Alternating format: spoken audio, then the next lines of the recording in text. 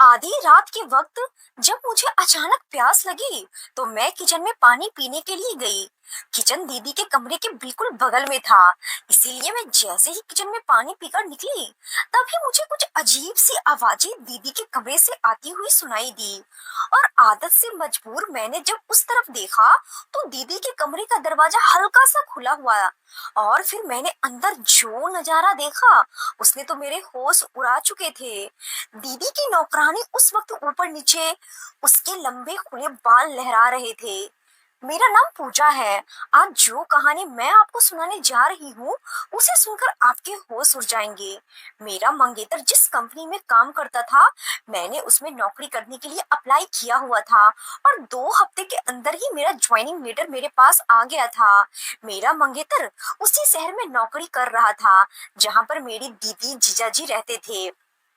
इसीलिए मेरे घर वालों ने मुझसे कहा कि अभी मेरी शादी में कुछ महीने बाकी है और तब तक मैं दीदी के साथ ही उनके घर पे रह लेती हूँ और वहीं से अपनी नौकरी जारी रखती हूँ। अपने मम्मी पापा की मुझे ये सलाह बिल्कुल ठीक लगी, इसीलिए मैंने दीदी को फोन करके बता दिया कि मैं उनके घर रहने के लिए आ रही हूँ। इसके बाद मैं उनके घर पहुंच चुकी थी।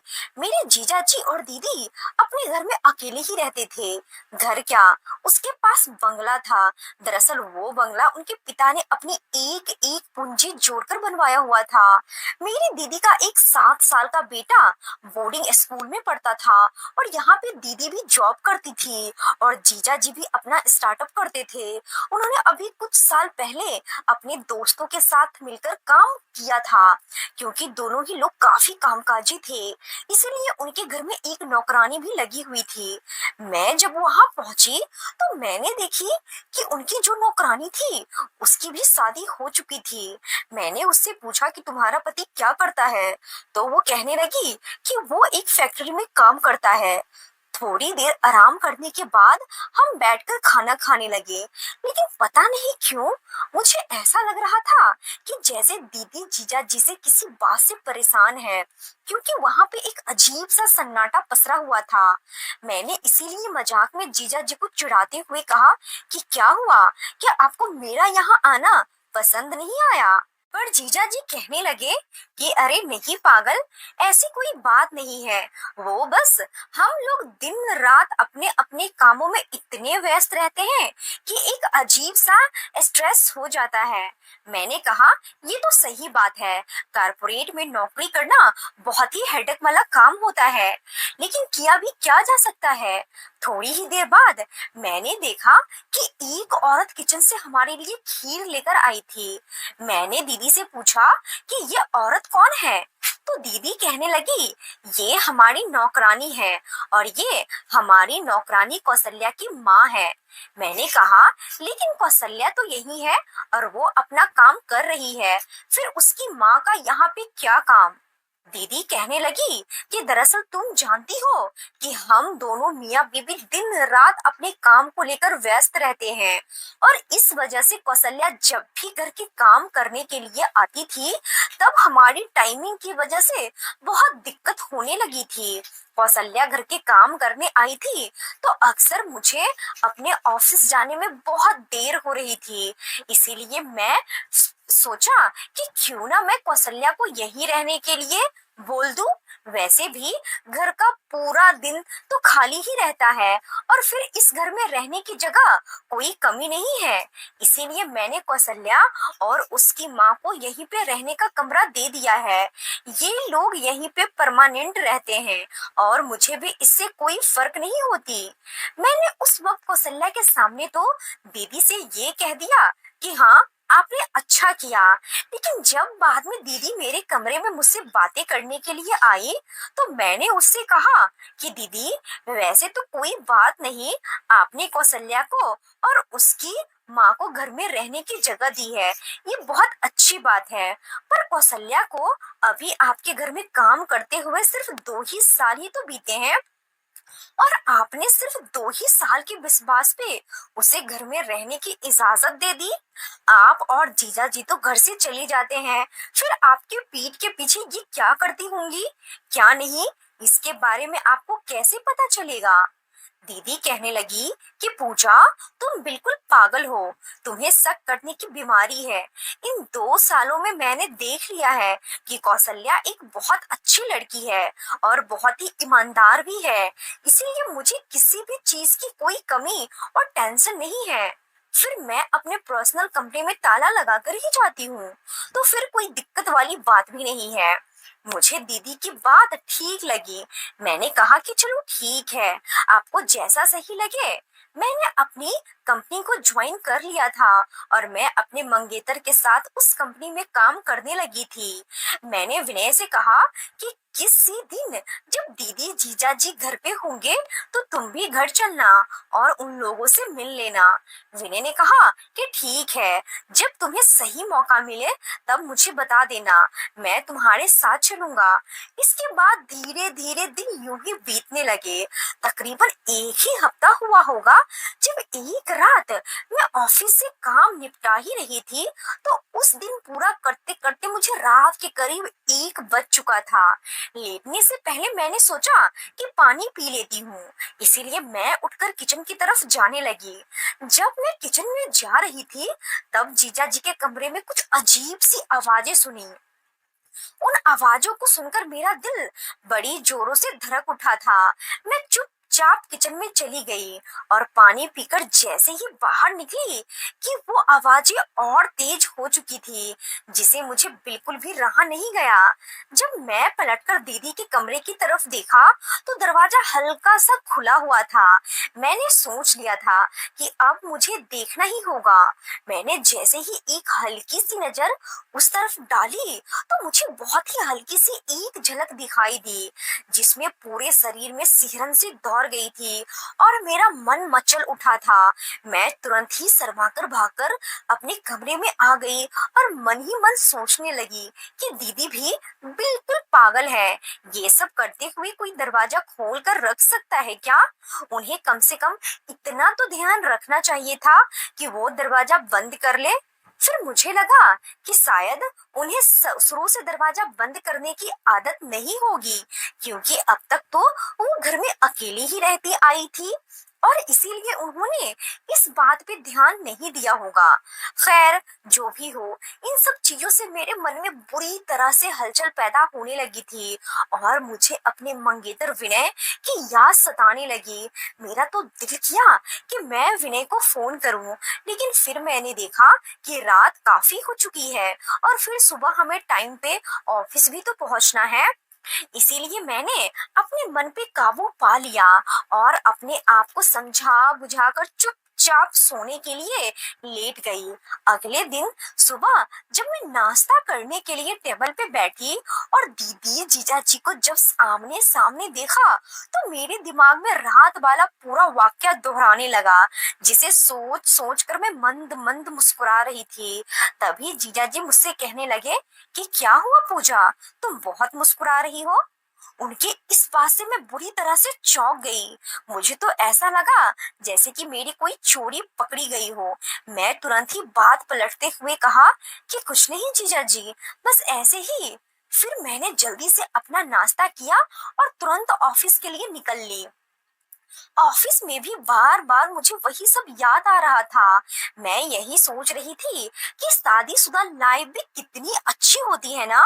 अब मुझे बस इंतजार था तो अपनी शादी का। फिर कब ये कुछ महीने बीते और विनय की दुल्हन बनकर मैं उनके पास पहुंच जाऊं और बस हर वक्त मैं जिसे पसंद करती हूँ वो मेरे आसपास ही बना रहे। थोड़ी देर के बाद जैसे ही विनय ऑफिस में आया, मैं उसके पास शरारत करने पहुंच गई। वो मुझसे कहने लगा कि क्या बात है मैडम, आज तो आप कुछ ज्यादा ही रोमांटिक लग रही है। मैं मन ही मन सोचने लगी कि अब मैं उसे क्या बताऊं कि मैंने कल रात क्या देखा है। पहले तो मेरा मन किया कि मैं उसे बता दूं, लेकिन फिर मुझे लगा कि पता नहीं ये बताना सही रहेगा भी या नहीं, क्योंकि मैंने वो सब कुछ जानबूझकर नहीं देखा था। वो तो बस सिचुएशन ऐसी बन गई थी और वैसे भी किसी को भी इस तरह देखना कोई अच्छी बात नहीं है। इसीलिए मैंने विनय को बहाना बना दिया कि वो दरअसल आज मौसम बहुत अच्छा है, इसीलिए आज हम लोग घूमने चलते हैं। कॉफी पीने चलते हैं। और फिर मैं वापस दीदी के घर लौट आई।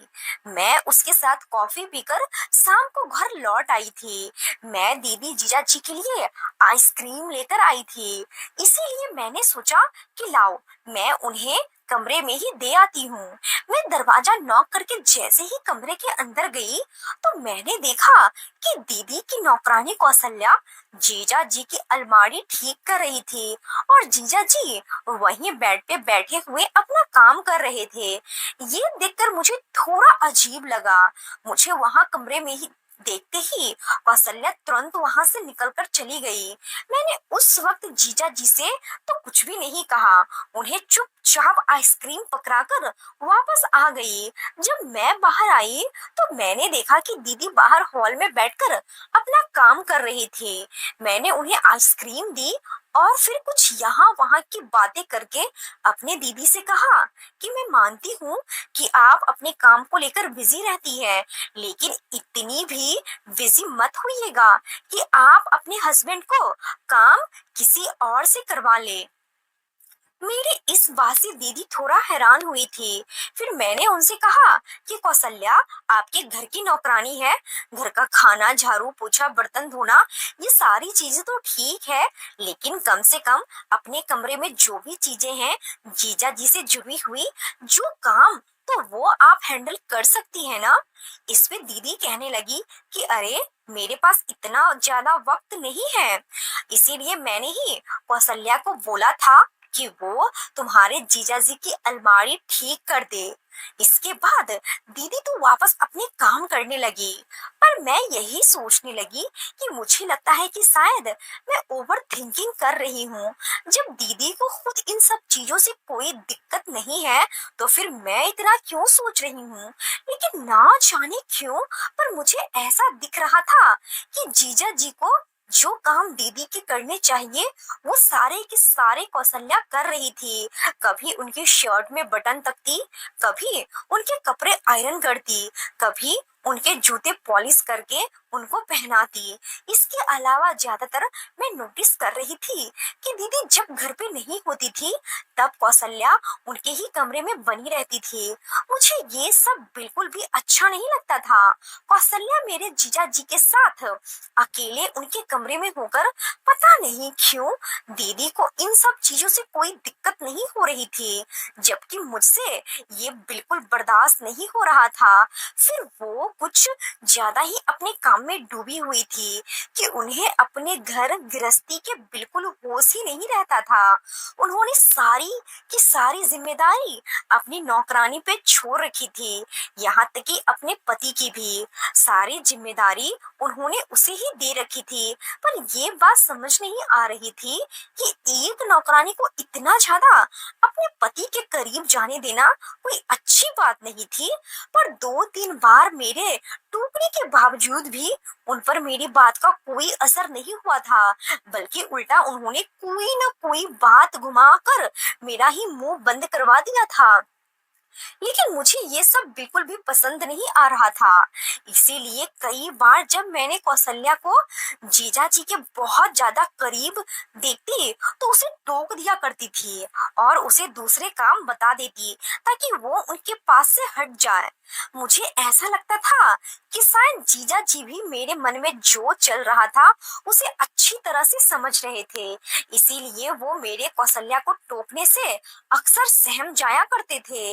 लेकिन एक दीदी थी जिनके कान पे जू नहीं रेंगती थी। मुझे समझ ही नहीं आ रहा था कि आखिर मेरी बहन को हो क्या गया है। मेरे पास जब माँ का फोन आया तो 1-2 बार तो मेरा जी चाहा कि मैं उनसे ये बात कह दूं ताकि वो दीदी को समझाए, लेकिन फिर मुझे लगा कि कहीं दीदी ये ना सोचे कि मैं उनकी चुगली माँ से कर रही हूँ और छोटी सी बात का बतंगर बना रही हूँ। यही सब सोचकर मैंने माँ से कुछ भी नहीं कहा था, क्योंकि मुझे लगा था कि दीदी मुझे ही गलत समझ लेंगी। इसी तरह से एक रात जब मैं पानी पीने के लिए किचन में गई तो मुझे फिर से दीदी के कमरे से ठीक उसी तरह से आवाज सुनाई दे रही थी। इस बार मैंने सोच लिया था कि मैं दीदी के कमरे में झांक कर नहीं देखूंगी, लेकिन ना कहते हुए भी इंसान को जो काम नहीं करना चाहिए वो तो वो जरूर ही करता है। और इसीलिए जब मैं किचन से बाहर निकली तो ना चाहते हुए मेरी नजर अपने आप ही दीदी के कमरे की तरफ चली गई। और आज भी उनके कमरे का दरवाजा खुला हुआ था, लेकिन जैसे ही मैंने आज अंदर देखा मेरे तो पैरों तले से जमीन निकल गई थी, क्योंकि आज मुझे हल्की सी झलक नहीं बल्कि पूरा पूरा नजारा ही दिख रहा था। और जो सामने शख्स था वो मेरी दीदी नहीं बल्कि दीदी की नौकरानी कौशल्या थी। मेरे तो हाथ पैर कांपने लगे थे और पसीना आने लगा। मैं यही सोचने लगी कि कौशल्या दीदी के कमरे में इतनी रात में ये सब क्या कर रही है, और क्या वो जीजा जी है या फिर कोई और फिर मेरी दीदी कहाँ गई? मुझे तो कुछ भी समझ ही नहीं आ रहा था। मेरा सर बुरी तरह से घूमने लगा। यही सब सोचते हुए मैं यहाँ दीदी को देखने लगी। तभी मेरी नजर सीढ़ियों पे पड़ी। वहाँ छत की रोशनी आ रही थी। मुझे लगा कि क्या दीदी छत पे गई है। यही सोचते हुए मैं अपनी छत पे जा पहुंची तो वहां पे जो मैंने देखा उसे देखकर तो मेरे होश उड़ चुके थे। वाकई में दीदी छत के झूले पे लेटी हुई थी। इसका मतलब मैंने जो भी कुछ देखा वो बिल्कुल सच था। मेरी दीदी तो जीजा जी के साथ थी ही नहीं बल्कि जीजा जी के साथ तो इस वक्त कौशल्या थी। लेकिन ना जाने क्यों मुझे यकीन नहीं हो रहा था। इसीलिए मैं तुरंत ही भागकर एक बार फिर से दीदी के कमरे के पास गई। पर जैसे ही मैं वहां पहुंची तो वहां कमरे का दरवाजा बंद था और दरवाजे के नीचे से कमरे की लाइट जलने की वजह से जब रोशनी आई तो अब बंद थी, यानी कि कमरे में बिल्कुल अंधेरा पड़ा हुआ था। मैं तुरंत ही दौड़कर कौशल्या के कमरे की तरफ गई और जब मैं बहुत ही हल्के हाथ से उसके कमरे का दरवाजा खोला तो वो बड़े ही आराम से अपनी माँ के साथ सो रही थी। अब तो मैं अपना सर पकड़कर वहीं बैठ गई। मुझे समझ ही नहीं आ रहा था कि ये मुझे क्या हो गया है। मैं वापस अपने कमरे में आ गई। मैं यही सोचने लगी कि क्या मैं कौशल्या को लेकर इतना ज्यादा शक कर रही हूँ कि अब मुझे इस तरह की चीजें सामने से दिखने लगी। कहीं मेरा दिमाग तो खराब नहीं हो गया, कहीं मैं पागल तो नहीं हो रही हूँ। मुझे कभी भी अपनी आंखों पे यकीन नहीं हो रहा था। मैंने जो कुछ भी देखा था ये वाकई सच था या फिर झूठ था? क्या उस दिन मैंने जो कुछ दीदी के कमरे में देखा था वो सब आज मेरे दिमाग में घूम रहा था? लेकिन क्योंकि मैं कौशल्या को लेकर शक करती रहती हूँ इसीलिए मुझे कौशल्या दिख रही थी, लेकिन फिर दीदी तो छत पे लेटी हुई थी। फिर ये सब क्या था? मेरे दिमाग में इतनी उलझन पैदा हो चुकी थी कि मुझे कुछ भी समझ ही नहीं आ रहा था। इसीलिए मैंने खुद अपने आप को बहुत अच्छे से समझाया और चुपचाप जाकर सो गई। सुबह जब मैं उठी तो मेरी आंखें बुरी तरह से सूजी हुई थी क्योंकि मैं ठीक से सो ही नहीं पाई थी। दीदी ने मुझसे पूछा कि मुझे क्या हुआ है तो मैंने उससे कहा कि वो काम की स्ट्रेस की वजह से मैं ठीक से नींद नहीं ले पाई हूँ। बस इसी वजह से रात को मुझे जो भी दिखा चाहे वो वहम था या सच्चाई वो पूरा वाकया मेरे दिमाग से ही निकल ही नहीं रहा था। ऑफिस जब पहुंची तब भी बहुत ज्यादा परेशान थी। विनय ने भी मुझसे पूछा कि आखिर बात क्या है, तुम आज इतनी उलझन में क्यों नजर आ रही हो? पहले तो दिल चाहा कि मैं उसे बताऊं, लेकिन फिर मैंने सोचा कि वो ना जाने मेरे बारे में क्या सोचेगा कि मैं इतना ज्यादा अपने जीजा जी और उनकी नौकरानी पे शक कर रही हूँ कि मुझे सब कुछ अपनी आंखों से वो सब रियल लगने लगा और कहीं विनय मुझे पागल न समझने लगी। इसीलिए मैंने उसे उस वक्त कुछ भी नहीं कहा। पर मैं खुद को समझाया कि अब मैं जीजा जी और कौशल्या पे बहुत ज्यादा ध्यान ही नहीं दूंगी, क्योंकि जब दीदी को इन सब चीजों से कोई दिक्कत नहीं है तो फिर मैं अपना दिमाग इन सब में क्यों दौड़ा रही हूँ और क्यों झूठ का ऐसा कर रही हूँ। इसी तरह अब 2-3 दिन बीते थे कि एक रात जब मैं किचन में पानी के लिए लेने गई तो उस दिन भी वही नजारा देखा जो अभी कुछ दिन पहले देखा था। मैंने तुरंत ही अपनी आंखों को मोला और एक बार फिर से ध्यान से जब दीदी के कमरे में देखा तो मुझे कौशल्या ही नजर आई थी। उसके खुले बाल हवा में लहरा रहे थे और उस वक्त मैं उसे जिस तरह से देख रही थी मेरी तो जैसे सांस ही थम चुकी थी। मैंने अपने आप को हल्के से थप्पड़ ही मारा ताकि मैं ये महसूस कर सकूं कि मैं ये सच देख रही हूँ या फिर कोई वहम है। पर ये मेरा वहम नहीं था। मेरे सामने कौशल्या ही थी जो जीजा जी के साथ थी। मैं तुरंत ही दीदी को ढूंढने के लिए इधर उधर भागी। तभी मुझे याद आया कि उस दिन भी मैंने दीदी को छत पे देखा था, इसीलिए मैं तुरंत दौड़कर छत पे गई। पर छत पे आज मुझे दीदी कहीं भी नजर नहीं आई थी, इसीलिए मैं वापस नीचे आने लगी। पर जैसे ही मैं वापस आने लगी और जैसे वो वापस आने के लिए पलटी तभी मुझे दीदी की स्लीपर छत पे बने हुए कमरे के बाहर उतरे हुए नजर आए थे। और जब मैं कमरे में गई तो दीदी वहां पे लेटकर सो रही थी।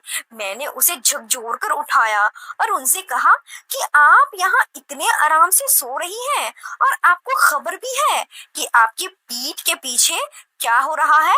आप इतनी लापरवाह कैसे हो सकती है।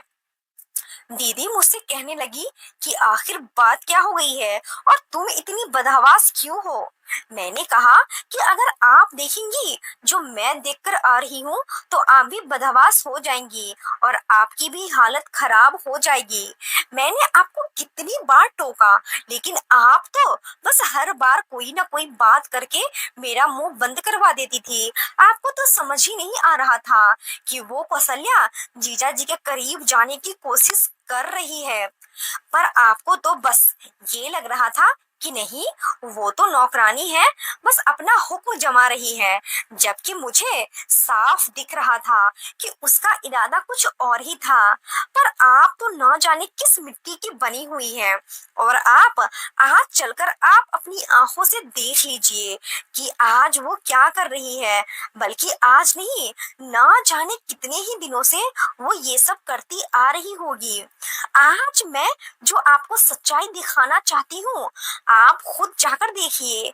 मैंने तुरंत ही दीदी का हाथ पकड़कर खींचा और उन्हें नीचे की तरफ ले जाने लगी, लेकिन तभी दीदी ने मुझे अपना हाथ छुड़ा लिया। वो कहने लगी कि मैं कहीं नहीं जाऊंगी और तुम भी चुपचाप जाकर अपने कमरे में सो जाओ। दीदी के मुंह से ऐसी बातें सुनकर तो मैं दंग रह गई थी। मैंने उससे कहा कि आप समझ रही हैं कि मैं आपसे क्या कह रही हूँ? क्या आपको अभी भी मेरी कोई बात समझ नहीं आ रही? वहां पे कौशल्या जीजा जी के साथ है, इसका मतलब समझती हैं आप? वो आपकी जगह है। क्या आप पागल हो चुकी हैं जो आपको अभी भी मामले की गंभीरता नहीं दिख रही है? दीदी मुझसे बोली कि मुझे सब कुछ समझ आ रहा है और सब कुछ दिख रहा है, लेकिन फिर भी मैं तुमसे यही कहूंगी कि जो हो रहा है होने दो और जाकर तुम चुपचाप अपने कमरे में जाओ और सो जाओ। मैंने दीदी से कहा कि आप ये कैसी बातें कर रही हैं? आप अपने पति को किसी औरत के साथ इतने आराम से कैसे बांट सकती हैं? मैंने उनसे गुस्से में कहा कि ठीक है, अगर आपको नहीं जाना तो मत जाइए, लेकिन मैं ये सब नहीं होने दूंगी। और मैं जैसे ही आगे बढ़ी दीदी ने एक बार फिर से मेरा हाथ पकड़कर खींच लिया और वो बुरी तरह से रोने लगी और रोते रोते मुझे कहने लगी कि तुम भी वहां नहीं जाओगी और कुछ भी नहीं कहोगी, तुम्हें मेरी कसम है। दीदी के मुंह से ये बात सुनकर तो मैं अपना सर पकड़कर वहीं बैठ गई। मैंने उनसे कहा कि आप ये कैसी बातें कर रही हैं? आपको हो क्या गया है? मेरा इतना कहना था कि दीदी बुरी तरह से रोने लगी। वो कहने लगी कि पूजा, तुम्हें नहीं पता कि मैं किस जाल में फंस चुकी हूँ। अब मैं कहीं की भी नहीं रही। मैंने कहा कि क्या जीजा जी आपको धोखा दे रहे हैं? इस पे दीदी ने अपना सर इनकार में हिला दिया। मैंने कहा तो फिर आप आखिर क्या बात कर रही है? वो कहने लगी कि मैं वो सब तुम्हें नहीं बता सकती। मैं तुम्हारे आगे हाथ जोड़ती हूँ, तुम इन सब से दूर रहो। जो जैसा चल रहा है चुपचाप ऐसा चलने दो। मैंने दीदी को अपनी कसम खिलाते हुए कहा कि अगर आपने मुझे सब कुछ सच सच नहीं बताया तो मैं कल सुबह ही आपका घर छोड़कर चली जाऊंगी और फिर कभी भी दोबारा पलटकर आपका मुंह भी नहीं देखूंगी। मेरी इस बात से दीदी बुरी तरह से शॉक्ड हो गई थी। फिर वो कहने लगी कि देखो पूजा, ऐसी बातें मत करो। तुम्हें नहीं पता कि तुम्हारी बहन इस वक्त कितनी बड़ी मुसीबत में है। मैंने कहा कि अगर मेरी बहन मुझे अपना मानती है तो मुझे अपना मुसीबत का हिस्सा बनाएगी ताकि मैं उसकी मुसीबत दूर कर सकूं। दीदी कहने लगी कि ये मुसीबत कोई भी दूर नहीं कर सकता। मैंने कहा कि आप एक बार मुझे अपनी परेशानी बताकर तो देखिए। इसके बाद दीदी ने कहा कि आज से कुछ महीने पहले की बात है। तुम्हारे जीजा जी को उन्होंने जो स्टार्टअप शुरू किया था उनमें बहुत ज्यादा घाटा हो चुका था और उन्होंने जो शेयर खरीदे थे वो काफी नीचे चले गए थे, जिस वजह से वो ज्यादा परेशान रहने लगे थे और धीरे धीरे वो डिप्रेशन का शिकार होने लगे, जिसे कि उन्हें हद से ज्यादा शराब पीना शुरू कर दिया था। मैंने उन्हें कई बार समझाया लेकिन वो तो कुछ भी समझने को तैयार ही नहीं थे। हमारी जो थोड़ी बहुत प्रॉपर्टी थी वो भी सारी बिक गई थी क्योंकि तुम्हारे जीजा जी ने स्टार्टअप शुरू किया था जिसके लिए काफी सारा लोन ले रखा था, जिस वजह से हम कर्ज में डूबते चले जा रहे थे। और इधर मेरी सैलरी भी बस इतनी ही थी कि जिससे घर में ठीक ठाक चल सके। इसी बीच मुझे अपने ऑफिस के काम की वजह से शहर से 2 दिन के लिए जाना पड़ा था और जब मैं लौट कर आई तो मैंने देखा कि तुम्हारा जीजा फूट फूट कर रो रहा था। मैंने उनसे जब उनके रोने की वजह पूछी तो उन्होंने मुझे जो वजह बताई उससे तो मेरे होश उड़ चुके थे। उन्होंने मुझे पहले तो कुछ तस्वीरें दिखाई।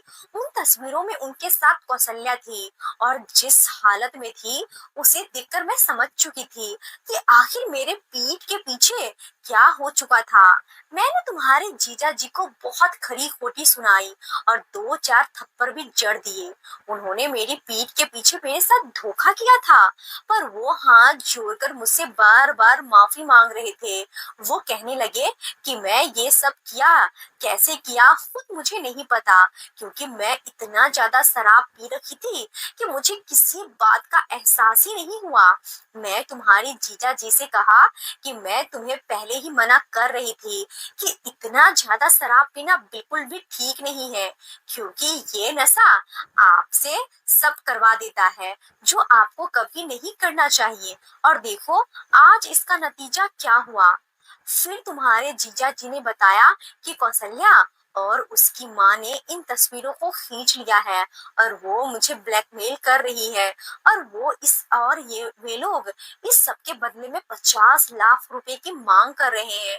और 50 लाख रुपए जितनी बड़ी रकम सुनकर तो मेरे पैरों तले से जमीन निकल गई थी क्योंकि उस वक्त 50 लाख रुपए तो छोड़ो, हम लोग 2 लाख भी अरेंज करने की स्थिति में नहीं थे। पहले तो हमें कुछ नहीं समझ आया लेकिन इधर कौशल्या की माँ हमारे घर पे आ धमकी, आज पुलिस की धमकी देने लगी। कहने लगी अगर 2 दिन के अंदर अंदर हम लोगों ने उन्हें उनकी मुंह मांगी रकम नहीं दी तो ये तस्वीर लेकर पुलिस स्टेशन पहुंच जाएंगी और फिर तुम्हारे जीजा जी की बदनामी हो जाएगी और फिर उन्हें सजा भी हो जाएगी।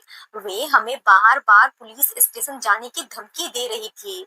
हमारे पास अब कोई रास्ता ही नहीं बचा था। जेल का नाम सुनते ही मेरे और तुम्हारे जीजा जी ने दोनों के हाथ होश उड़ चुके थे। वो बार बार मेरे आगे हाथ जोड़कर गिड़गिड़ाने लगे कि मैं कुछ भी करके उन्हें इस मुसीबत से बचा लूं, जो भी हो। लेकिन मैं अपने पति से बहुत प्यार करती थी। भले ही उन्होंने मुझे धोखा दिया था, लेकिन वो उसकी मुझसे माफी मांग रहे थे और बार बार कह रहे थे कि उन्होंने जो कुछ भी किया है वो नशे की हालत में किया था। उनका कोई भी गलत इरादा नहीं था। इधर मेरा तो जी चाह रहा था कि मैं तुम्हारे जीजा जी को तलाक दे दूं, लेकिन फिर मुझे अपने बेटे का ख्याल बार बार आता है कि अगर मैं तलाक ले लिया तो मेरे बेटे का भविष्य और उसकी मानसिक स्थिति पे क्या असर पड़ेगा। क्योंकि मैंने देखा है कि जिन बच्चों के माँ बाप का तलाक हो जाता है वो बच्चे बेचारे बहुत ही बुरी स्थिति से गुजरते हैं। इसीलिए मैं उन्हें तलाक भी नहीं दे पा रही थी और मैं अपने बच्चों को ऐसी हालत में नहीं डाल सकती थी। इसीलिए मैंने सारे हालातों से समझौता कर लिया। हमारे पास तो अब कोई ऐसी प्रॉपर्टी भी नहीं बची थी जिसे बेचकर हम कौशल्या की माँ का शर्त पूरा कर पाते। तुम्हारे जीजा जी ने इस सब में अपनी जान छुड़ाने के लिए उससे कहा कि ये बंगला हम बेच देते हैं, जिससे हम मुसीबत से बच जाएंगे। लेकिन अगर हम ये बंगला बेच देंगे तो हम सड़क पे आ जाते, फिर तो हमारे सर की छत छिन जाती, फिर हम लोग कहाँ जाते। और इस महंगाई के दौर में किराए पे रहना तो बहुत ही ज्यादा मुश्किल था।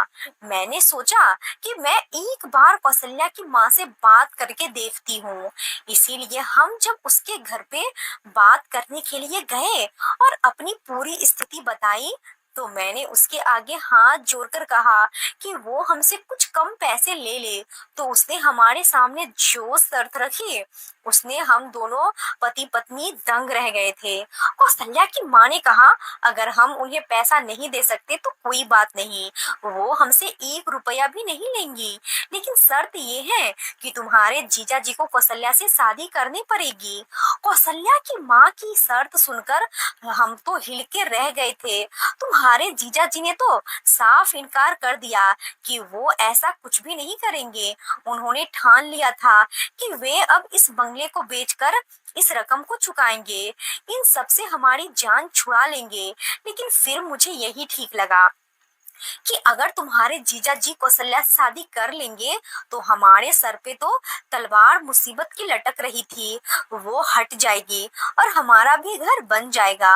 इस वजह से मैं तुम्हारे जीजा जी और कौशल्या की शादी मंदिर में करवा दी और तब से कौशल्या और उसकी माँ यही घर पे ही रह रहे हैं। और तुम मुझसे बार बार कहती थी ना कि कौशल्या जीजा जी को इतना करीब जाती है और मुझे फर्क क्यों नहीं पड़ता। फर्क इसीलिए नहीं पड़ता क्योंकि अब असल मायने में कौशल्या तुम्हारे जीजा जी की पत्नी है और तुम्हारे जीजा जी ने उसके साथ जो भी किया उससे मेरे दिल में अब उसकी जगह भी बहुत कम हो गई है। इसीलिए मुझे कोई फर्क नहीं पड़ता कि वो आदमी क्या कर रहा है और क्या नहीं कर रहा। दीदी की पूरी कहानी सुनकर मैं दंग रह गई थी। मुझे तो अभी भी यकीन नहीं आ रहा था कि इतना सब कुछ हो जाएगा। मैंने दीदी से कहा कि आपने ये बात मुझे पहले क्यों नहीं बताई। तो दीदी कहने लगी कि क्या बताती, कि ये तुम्हारे जीजा जी का चरित्र खराब है। मैंने दीदी से कहा लेकिन आप 100% सच कैसे कह सकती हैं। आप कैसे मान सकती हैं कि जीजा जी ने कौशल्या के साथ कुछ ऐसा वैसा किया था। आपने सिर्फ तस्वीर ही तो देखी थी और फिर जीजा जी अब खुद कह रहे थे कि उनको कुछ भी याद नहीं है क्योंकि वो बहुत नशे में थे। तो फिर आपने कौशल्या जी की बात पे यकीन कैसे कर लिया। क्या आपने उन दोनों पे कोई जांच कराई थी। दीदी कहने लगी कि जांच करने का मतलब था कि खुद को पुलिस को दावत देना, और मैं इतनी बड़ी बेवकूफ नहीं थी कि मैं पुलिस से बचने के लिए तो इतनी बड़ी कुर्बानी दी थी। फिर मैं भला जांच क्यों कराती। मैंने दीदी से कहा, तो फिर मुझे ये तस्वीर दिखाइए। मैं जब दीदी के फोन में जीजा जी और कौशल्या की ये तस्वीर देखी तो मुझे ये देखकर साफ ऐसा लग रहा था कि ये तो कोई भी आराम से किसी के बेवकूफ बनाने के लिए कर सकता है। मैंने दीदी से कहा कि आपने इस तस्वीर पे यकीन कैसे कर लिया? दीदी कहने लगी कि मतलब फिर? मैंने उन्हें अपने साथ लेटने को बोला और ठीक उसी तरह तस्वीर भी लिया। वैसे ही अपने ऊपर कमर डालकर दीदी को दिखाया और उससे कहा कि ऐसे में तो मैं भी आपके साथ एक झूठी तस्वीर खींच सकती हूँ। आप खुद इस तस्वीर को देखिए, जीजा जी आराम से सो रहे थे। ऐसे तो कोई भी उनके साथ नींद में जब वो सो रहा हो तो उसके साथ फोटो खींचकर चला जा सकता है और सामने वाले के दिमाग से भ्रम डाल सकता है कि उनके बीच कुछ हुआ है।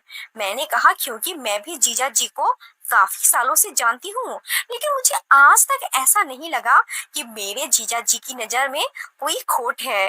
दीदी बोली कि तुम नहीं जानती हो पूजा, ये नशा बहुत बुरी चीज होती है। ये दिमाग को इस कदर खराब करवा देती है कि इंसान कुछ भी कर गुजरता है। मैंने कहा कि मैं मानती हूँ कि आप अपनी जगह सही हैं, लेकिन फिर भी जब तक पूरी सच्चाई सामने नहीं आती मैं इस बात पे यकीन नहीं कर सकती। दीदी ने कहा लेकिन अब इस सब में कुछ भी नहीं हो सकता क्योंकि अब तो उन दोनों की शादी हो चुकी है, इसीलिए जो जैसा है चुपचाप ऐसा बने रहने दो। मैंने दीदी से कहा कि आपको जो करना था वो आप कर चुकी हैं, अब मुझे जो करना है मैं अपने ही तरीके से करूंगी और इन सब में आप कुछ नहीं बोलेंगी। मुझे वो कौशल्या शुरू से ही बहुत डाउटफुल लगती थी और अब जब उसकी सच्चाई मेरे सामने खुल चुकी थी तो अब मुझ में पूरा यकीन हो गया था कि ये सब में जरूर कोई बड़ा गोलमाल है। अगले दिन ऑफिस पहुंचकर मैंने अपने मंगेतर विनय को इन सब बातों के बारे में सब कुछ बता दिया। ये सब सुनकर विनय भी बुरी तरह से दंग रह गया था। वो कहने लगा कि मैं तो अभी भी यकीन नहीं कर पा रहा हूँ कि एक मामूली सी नौकरानी इतना ज्यादा दिमाग खराब रखती है, इतनी बड़ी चाल चल सके। विनय ने कहा लेकिन अगर वो खुद अपने मुंह से ये कबूल कर ले कि उसने जीजा जी को झूठा फंसाया है तो हम उससे पीछा छुड़ा सकते हैं। मैंने विनय से लेकिन आखिर ये कैसे होगा कि वो खुद ही अपने किए को अपने मुंह से कबूल करे? इसके बाद विनय और मैं बहुत देर तक सोचते रहे और फिर हमने एक ऐसा प्लान बनाया जिससे कि हम उस नौकरानी के पोल खोल सकते थे। फिर विनय ने मुझे एक प्लान बताया जो वाकई में मुझे कारगर लग रहा था। मैंने विनय से कहा तो फिर जल्द ही हमें अपनी इस प्लानिंग पे काम शुरू करना चाहिए। अगले ही हफ्ते विनय जीजा जी के घर आया, मेरा मंगेतर बनकर नहीं बल्कि उनके पड़ोसी बनकर। मैंने दीदी जीजा जी को भी साफ पहले ही बोल दिया था कि वो विनय को बिल्कुल भी नहीं पहचानेंगे, बल्कि ऐसे दिखाएंगे कि जैसे उन्होंने उसे कभी देखा ही नहीं है। उन्होंने भी मेरी इस बात पे हामी भर दी थी। विनय जब घर आया तो उसने सबके सामने ये बोला कि वो हमारा नया पड़ोसी है और 2 दिन पहले ही अमेरिका से लौटा है और उसने हमारे बंगले के सामने वाला बंगला खरीदा है। बंगले खरीदने की खुशी में वो हम लोगों को मिठाई खिलाने के लिए आया है। विनय ने कौशल्या और उसकी माँ के सामने बिल्कुल इस तरह दिखाया कि वो करोड़पति बाप का इकलौता औलाद है और उसके पिता का देहांत कुछ महीने पहले ही हो गया था, इसीलिए यहाँ का सारा बिजनेस संभालने के लिए वो वापस इंडिया आ चुका था। उसकी माँ काफी सालों पहले ही मर चुकी है और अब वो इस दुनिया में अकेला है। विनय जीजा जी से कहा कि उसे एक भरोसेमंद नौकरानी की जरूरत है जो उसके घर का सारा काम संभाल सके, क्योंकि वो यहाँ पे नया है, वो किसी को जानता नहीं है तो वो किसी को भी यूं ही अपने घर पे नहीं रख सकता। इस बात पे जीजा जी के बोलने से पहले ही कौशल्या की माँ ने कहा कि उनकी बेटी कौशल्या जीजा जी के यहाँ पे काफी सालों से काम कर रही है और वो विनय के घर पे भी आराम से काम कर सकती है। कौशल्या की माँ ने मेरी प्लान को और भी ज्यादा आसान कर दिया था। मैं जैसा चाहती थी ठीक वैसा ही हुआ था और अगले दिन से कौशल्या ने विनय के घर पे जाना शुरू कर दिया। मैं अच्छे से जानती थी कि ये माँ बेटी ज्यादा पैसे देकर लालच में आ जाएंगी और तुरंत ही अपना शिकार बदलेंगी और ठीक वैसा ही हुआ। उन्होंने जैसे ही देखा कि अभी करोड़पति एनआरए लड़का उनकी झोली में आग गिरने के लिए पहले से ही तैयार बैठा है, तो इस मौके को हाथ से ना जाने दिया जाए। जीजा जी के घर के सामने वाले बंगले को हम लोगों ने पहले ही किराए पे ले लिया था, क्योंकि पहले भी वहां पे लोग किराए पे रहते थे। हमने उस बंगले में जगह जगह कैमरे लगा दिए थे। कौशल्या की माँ ने उसे अच्छे से समझा दिया था कि अब उसे विनय को अपने जाल में फंसाना है और ठीक वैसा ही करना है जैसा कि वो करते हैं।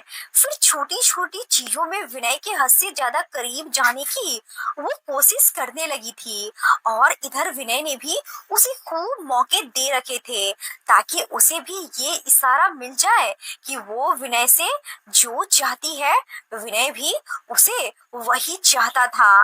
धीरे धीरे 1 महीना बीत गया और अब विनय और कौशल्या एक दूसरे से खूब हंसकर हंसी मजाक करने लगे थे, खूब बातें करते थे। विनय ने एक तरह से कौशल्या को अपनी दोस्त बना लिया था और हद से ज्यादा उनके करीब आ चुका था। इसीलिए अब कौशल्या का ध्यान जीजा जी पे बिल्कुल भी नहीं था, क्योंकि अब उसे अपना नया मकसद मिल चुका था और अब वो वक्त आ चुका था जब हम अपने प्लान को अंजाम देते। जितने भी दिन विनय ने कौशल्या के साथ बिताए थे उसने कौशल्या को एक हाई लाइफ स्टाइल जैसी लत लगवा दी थी। अब उसे सब कुछ पसंद आने लगा था। विनय अक्सर कौशल्या को अपने साथ पार्टी में और क्लब में लेकर जाने लगा, उसे शराब पीना भी सिखा दिया। ये सब कुछ कौशल्या को बहुत पसंद आया था। इसीलिए प्लान को अंजाम देने वाले दिन विनय ने कौशल्या को अपने पास बिठाया और दोनों ने जमकर शराब पी। हालांकि उस वक्त शराब सिर्फ कौशल्या पी रही थी, विनय सिर्फ शराब पीने की नाटक कर रहा था। इसके बाद विनय ने कौशल्या को शादी के लिए प्रपोज कर दिया। ये देखकर कौशल्या खुशी से फूली नहीं समाई। वो कहने लगी कि मैं खुद तुमसे दिल में बहुत प्यार करने लगी थी। फिर विनय ने कहा, लेकिन तुम तो शादीशुदा हो, फिर हम दोनों की शादी कैसे करेंगे? कौशल्या ने कहा कि मैं अपने पति को तलाक दे दूंगी, तुम उस सब की बिल्कुल भी फिक्र मत करो। इसके बाद विनय ने कहा कि मैं तुमसे बहुत प्यार करता हूँ और तुम्हारे बिना एक पल भी मुझसे दूरी तुम्हारी बर्दाश्त नहीं हो रही। धीरे धीरे उनकी बातें बढ़ने लगी। इसके बाद विनय ने बड़ी बड़ी डिंगे हाँकते हुए कौशल्या के सामने कहा कि तुम्हें पता है मेरे पापा एक करोड़पति इंसान है, लेकिन वो मुझे अपनी प्रॉपर्टी में हिस्सा नहीं दे रहे थे क्योंकि मेरी माँ तो काफी सालों पहले ही मर चुकी थी और वो किसी दूसरी औरत से शादी करना चाहते थे और उसके बच्चे को अपनी वारिस बनाना चाहते थे, लेकिन मैं ये सब नहीं होने दे सकता था और इसीलिए मैंने फिर एक दिन अपने पिता को, जब वो शराब के नशे में थे, उन्हें सीढ़ियों से धक्का दे दिया और वो फिर हमेशा हमेशा के लिए भगवान को प्यारे हो गए और ये जायदाद अपने आप ही मेरे नाम हो गई। विनय कहने लगे कि ये शराब भी बहुत कमाल की चीज होती है और ये बड़े बड़े से बड़े काम को आसान कर देती है। जब कौशल्या ने विनय के मुंह से ये बात सुनी तो कौशल्या खुद कहने लगी, ये तो तुमने बिल्कुल ठीक किया। कौशल्या कहने लगी कि शराब वाकई में बड़े बड़े काम बड़ी ही आसानी से करवा देती है। मैं तुम्हारी इन बातों को सच मानती हूँ, तुम ये बिल्कुल सही बात कह रहे हो। तुम्हें पता है, फिर कौशल्या ने कहा कि मैं भी तुम्हें आज एक बात बताती हूँ। मैं भी इसी तरह से एक बहुत बड़े काम को अंजाम दिया था। कौशल्या ने कहा कि मैं जिस मालिक के यहाँ पहले काम करती थी उस इंसान को भी शराब पीने की बहुत लत थी और इसी बात का मैंने फायदा उठाया था और मैंने उसकी शराब में नशे की गोली मिला दी, जिससे वो पूरी तरह से बेहोश हो गया।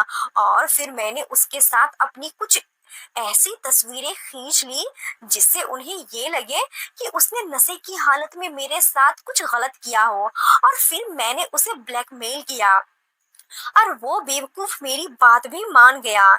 यहाँ तक कि उसकी पत्नी भी इतनी बड़ी बेवकूफ निकली कि उसने भी पुलिस के डर की वजह से इस बात को जरा सा भी जांच परख नहीं की। मैं जो कह रही हूँ उसमें सच्चाई कितनी है, और आंखें बंद करके मेरी बात पे यकीन कर लिया। और फिर वो मुझे अपने पति की शादी करने के लिए तैयार हो गई, क्योंकि उनके पास मुझे देने के लिए पैसे नहीं थे। मैंने भी उसके पति से ये सोचकर शादी कर ली कि कम से कम मैं एक आलीशान जिंदगी तो जी सकूंगी। लेकिन अब तुम मुझे मिल गए हो और तुम मेरा सच्चा प्यार हो, इसीलिए मैं अब तुम्हारे लिए सब कुछ छोड़ दूंगी। विनय ने तुरंत ही कौशल्या का झूठा दिखावा करते हुए गले लगा लिया और कहा कि मैं भी यही चाहता हूँ, तुम अब सिर्फ मेरी बनकर रहो। इसके बाद अगले ही दिन कौशल्या ने घर जाकर जीजा जी को तलाक के कागज पकड़ा दिए, और जीजा जी भी दंग रह गए थे। उन्हें कौशल्या अपनी मर्जी से तलाक दे रही थी।